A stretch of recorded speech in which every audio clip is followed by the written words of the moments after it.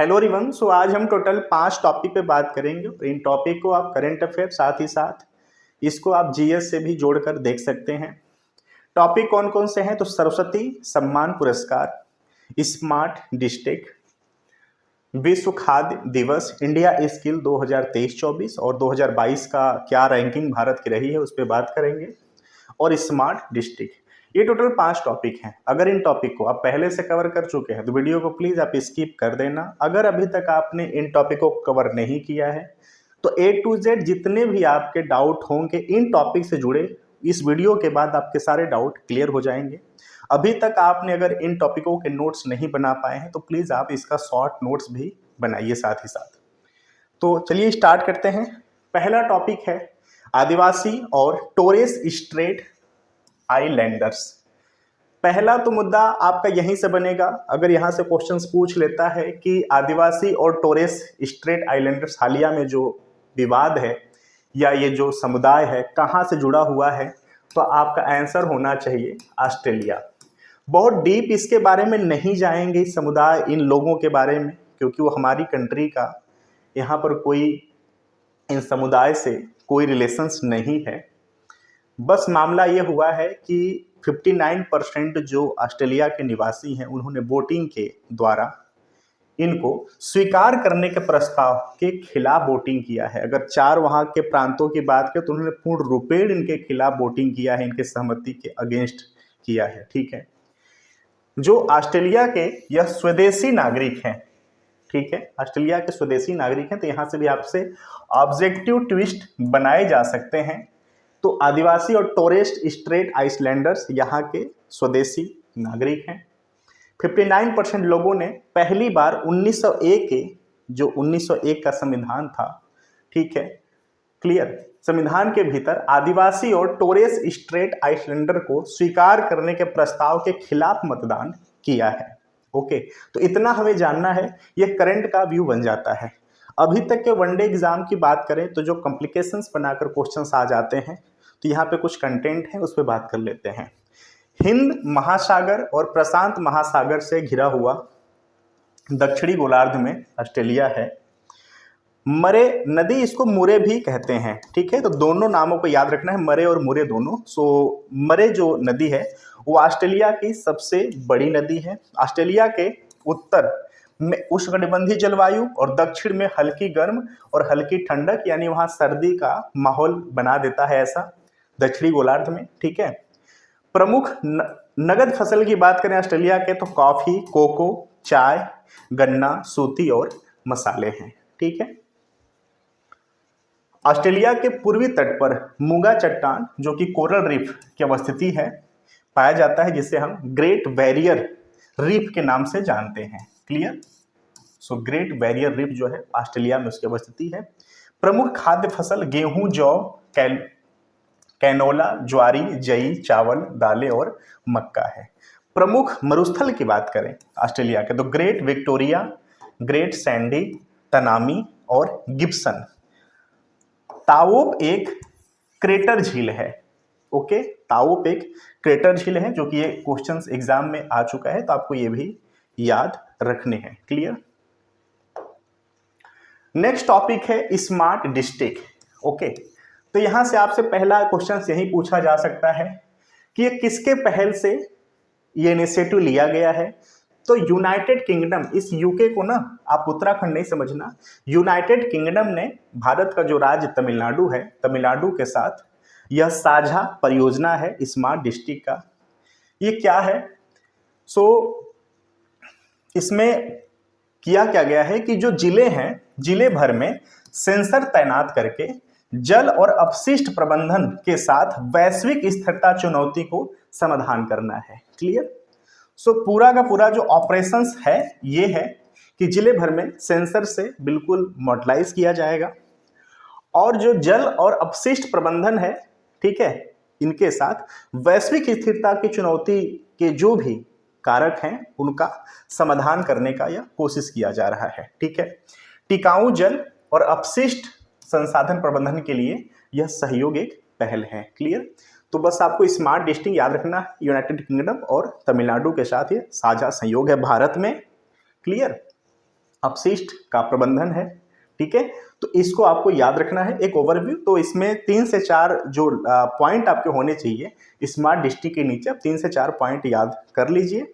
ठीक है, ताकि अगर एग्जाम ऑब्जेक्टिव यहां से बनता है तो बस आप उसको डील कर लो।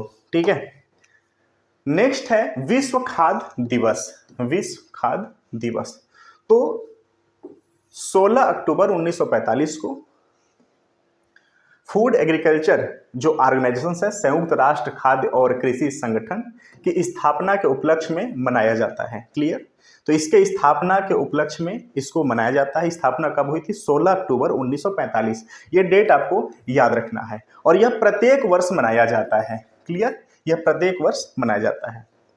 क्लियर, अगर हम फूड एग्रीकल्चर ऑर्गेनाइजेशंस की बात करें तो ये यूएन की एक विशेष एजेंसी है जो कि भूखमरी की समाप्ति के लिए जो अंतर्राष्ट्रीय प्रयास है उनका यह नेतृत्व करता है। ओके, इस पे भी काफी कॉम्प्लिकेटेड क्वेश्चंस बनाए जाते हैं एओ पे। तो ये आपको याद रखना है कि जो भूखमरी समाप्ति के लिए जो भी इनिशिएटिव लिए जाते हैं ये उसका प्रतिनिधित्व करता है। ठीक है, 2023 के लिए विश्व खाद्य दिवस का जो विषय है जल ही जीवन है, जल ही भोजन है, किसी को पीछे न छोड़े, ये इसका विषय है। याद रखना, बिल्कुल वन लाइन में ये आ जाएगा और आपसे पूछ लेगा 2022, 2023, 2024 या उसमें से इनसे मिला जुला कुछ शब्दों का परिवर्तन करके अभी आपसे पूछा जा सकता है। तो याद रखना 2023 के जो FAO यानी संयुक्त राष्ट्र खाद्य और कृषि जो संगठन है उसका जो विषय है जल ही जीवन है,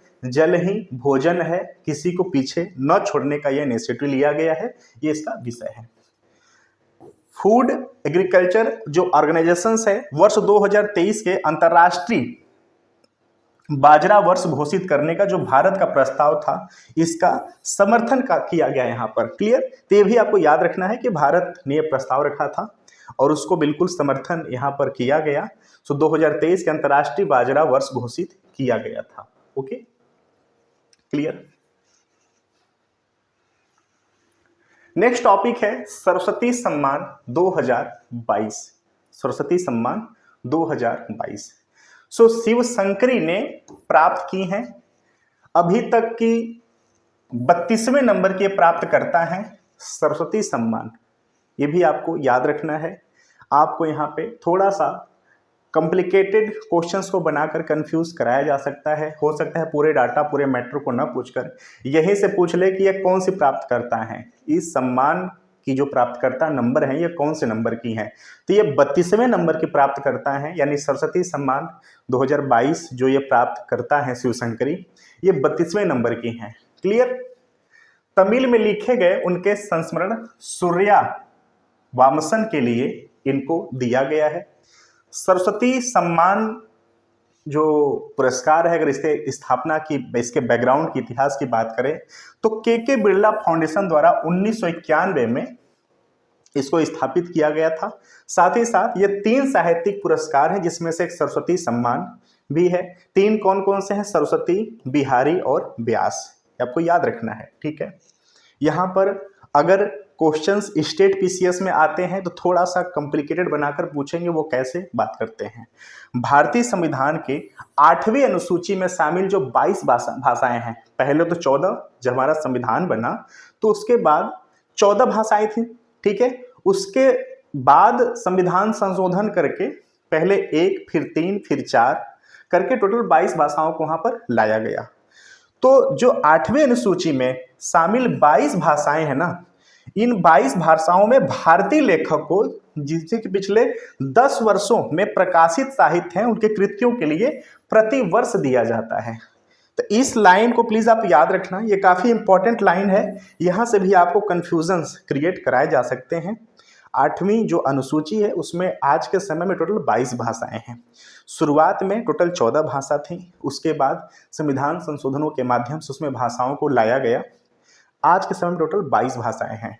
उन 22 भाषाओं के जो लेखक हैं उनको प्रतिवर्ष दिया जाता है पिछले 10 साल के कृतियों के आधार पर जो उनके प्रकाशित होते हैं। ठीक है, आप जैसा कि यहाँ पर पिक में देख रहे होंगे, ठीक है, यह शिवशंकरी जी हैं, जो कि इनको अभी तक की सरस्वती सम्मान पुरस्कार पाने वाली 32वीं यह नंबर की ये पुरस्कार प्राप्त करता है। तो ये भी आपको याद रखना है। यहाँ पे थोड़ा सा बात कर लेते हैं 8वीं अनुसूची पे। यहाँ पे क्वेश्चंस काफ़ी बनते हैं, काफ़ी डाउटफुल टॉपिक है, यहाँ से क्वेश्चंस काफ़ी बनते हैं। तो यहाँ पे बात कर लेते हैं। और याद रखना कि जो के बिरला फाउंडेशन है 1991 में सरस्वती सम्मान के साथ साथ 2 और यानी टोटल 3 पुरस्कारों की स्थापना की गई थी, सरस्वती, बिहारी और व्यास। अनुसूची 8 की बात करते हैं। तो आज के समय में टोटल 22 भाषाएं हैं। शुरुआत में 14 भाषा था, फिर एक आया, फिर इसमें 3 भाषाएं, फिर लास्ट में 4 भाषाएं, टोटल मिलाकर 22 भाषाएं आज के समय में हैं। ठीक है, ये भी आप याद रखना है। क्लियर। संविधान जब लिखा जा रहा था तो 14 भाषा था। आई होप ये आपको पता ही होगा। क्लियर। जो 21वां संविधान संशोधन 1967, याद रखना 1967 में जो 21वां संविधान संशोधन हुआ था उसमें एक भाषा जोड़ा गया। वो भाषा कौन था?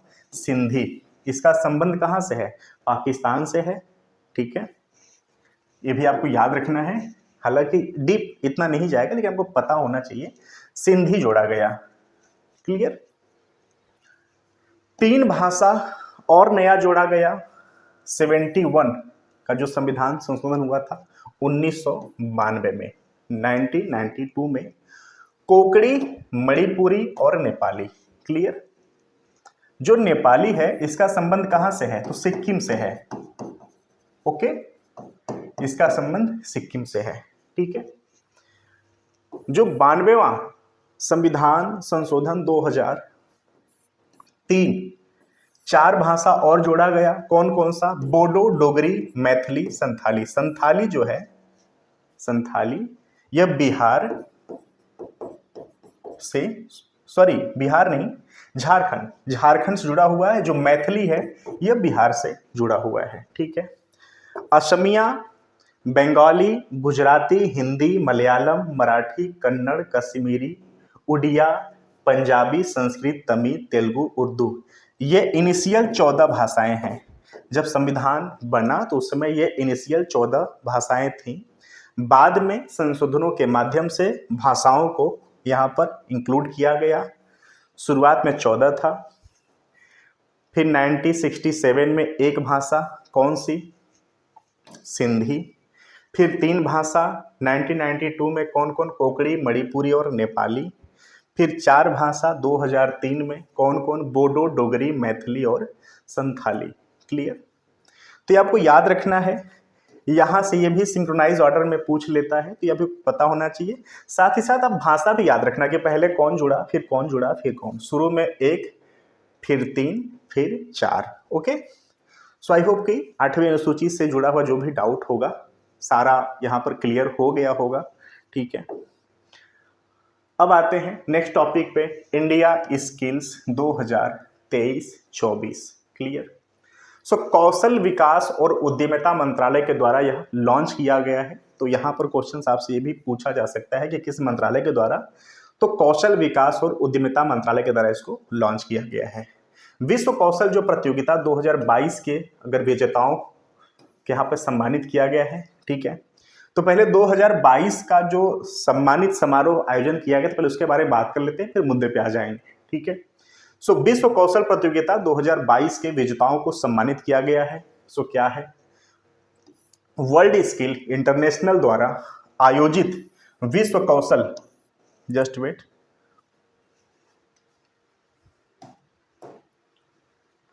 क्लियर, विश्व कौशल जो है यह द्विवार्षिक आयोजन किया जाता है। क्लियर। यह द्विवार्षिक आयोजन किया जाता है। याद रखना, यहां से भी क्वेश्चन पूछा जा सकता है। तो जो वर्ल्ड स्किल इंटरनेशनल है द्वारा आयोजित विश्व कौशल द्विवार्षिक आयोजित किया जाता है। व्यवसायिक उत्कृष्टता का मूल्यांकन करने हेतु एक उद्देश्यपूर्ण साधन प्रदान यह करता है। भारत 50 कौशलों में भाग लिया। कब? 2022 की बात की जा रही है। 2 रजत पदक, 3 कांस्य पदक और 13 उत्कृष्टताओं के लिए अपनी सर्वश्रेष्ठ रैंकिंग के साथ 11वां स्थान पाया है। ठीक है, तो क्वेश्चंस यहां से भी बन सकता है। अब आते हैं 23-24 वाले पे। ठीक है, तो कौशल विकास और उद्यमिता मंत्रालय के द्वारा यह लॉन्च किया जाता है। आई होप ये आप पता चल गया। इंडिया स्किल 2023-24 के कुछ पॉइंट इंपॉर्टेंट उस पर बात कर लेते हैं। कौशल विकास यह प्रतियोगिता है। उद्देश्य क्या है? विभिन्न क्षेत्रों में व्यक्तियों के कौशल को प्रोत्साहित करना और बढ़ाना, साथ ही उन्हें राष्ट्रीय अंतर्राष्ट्रीय कौशल प्रतियोगिताओं के लिए तैयार करना है। ठीक है, इंडिया स्किल वर्ल्ड स्किल अगर कंपटीशन की बात करें तो ये अग्रदूत है। याद रखना, India skill world skill competition का अग्रदूत है। राष्ट्रीय स्तर पर इंडिया स्किल में उत्कृष्ट प्रदर्शन करने वाले प्रतिभागी वैश्विक कार्यक्रम वर्ल्ड स्किल में भाग लेते हैं। क्लियर, ये भी आपको याद रखना है।